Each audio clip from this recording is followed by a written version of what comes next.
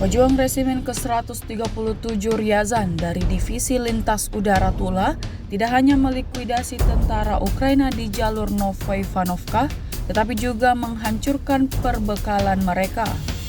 Rekamannya ramai beredar di media sosial Telegram pada Sabtu 16 November 2024. Angkatan bersenjata Rusia tak pernah kehabisan cara dalam merugikan kelompok musuhnya.